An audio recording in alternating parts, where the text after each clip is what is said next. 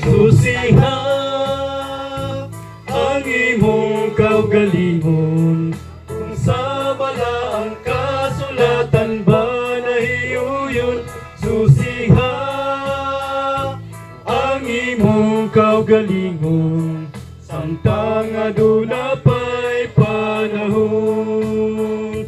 Susiha ang imong kaugalingon, kung sa bala ang kasulatan ba nahiyuyon. Susiha ang imong kaugalingon, samtang aduna pa'y panahon. Sa panahon sa simba, matamoy magaduka na, sa walili na makapaminaw kay natulog na. Apan human sa simba, wala ka ba matingala, nga ang imong duka mawala na. Susiha ang imong kaugalingon, kung sa bala ang kasulatan ba nahiyuyon. Susiha ang imong kaugalingon, samtang aduna pa'y panahon. Sa adlaw nga Sabado, musimba kutob lang sa utko, di na makatambong sa iway kay mo diskanso.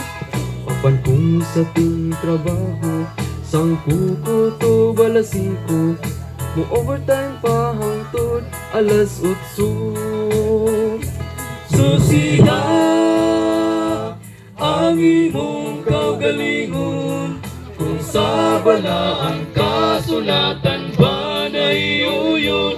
Susiha ang imong kaugalingon, samtang aduna pa'y panahon.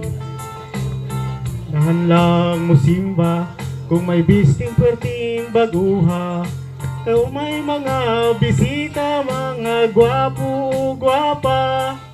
Ang uban kong musimba, sa katapad makikika, mag-Facebook, mag-email, mag-YouTube pa.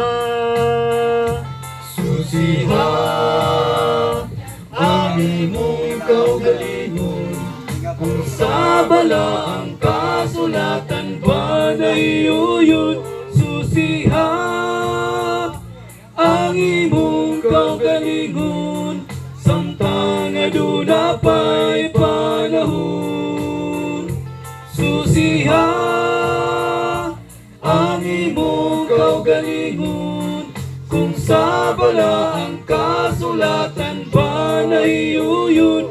Susiha ang imong kaugalingon, samtang aduna pa'y panahon. Samtang aduna pa'y panahon. Susiha